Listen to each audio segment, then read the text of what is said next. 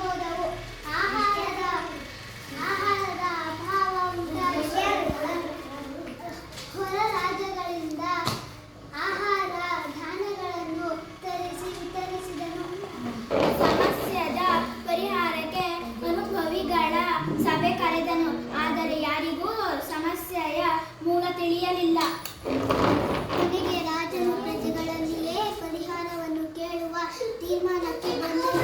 ಸೂಕ್ತ ಪರಿಹಾರವನ್ನು ತಿಳಿಸಿದವರಿಗೆ ಬಹುಮಾನ ಘೋಷಿಸಿದನು. ಆ ರಾಜನ ಒಂದು ಹಳ್ಳಿಯಲ್ಲಿ ಸುಮತಿ ಎಂಬ ಬುದ್ಧಿವಂತ ಹುಡುಗಿದ್ದಳು. ರಾಜನನ್ನು ಕಂಡು ಮಹಾರಾಜನೇ, ನಮ್ಮ ಗಡಿಯಲ್ಲಿರುವ ಕಾಡು ನಶಿಸಿ ಹೋಗಿರುವುದೇ ಇದಕ್ಕೆಲ್ಲ ಕಾರಣ ಎಂದು ನನಗನ್ನಿಸುತ್ತದೆ. ಹಾಗಾಗಿ ತಾವು ಗಿಡ ಮರಗಳನ್ನು ಕಡಿಯದಂತೆ ಪ್ರಜೆಗಳಿಗೆ ಸೂಚಿಸಬೇಕು ಅಂತ ಹೇಳಿದಳು. ಬಂಜರ ಭೂಮಿಯಲ್ಲಿ ಗಿಡಗಳನ್ನು ನೆಟ್ಟು ಬೆಳೆಸಲು ತಿಳಿಸಬೇಕು ಎಂದು ವಿನಂತಿಸಿಕೊಂಡಳು. ರಾಜನಿಗೆ ಅವಳ ಸಲಹೆ ಸರಿ ಕಂಡಿತು. ಅದರಂತೆ ಎಲ್ಲರಿಗೂ ಆದೇಶ ನೀಡಿದನು. ವರ್ಷಗಳು ಉರುಳಿದವು. ಗಿಡ ಮರಗಳು ಸಂಪಾಗಿ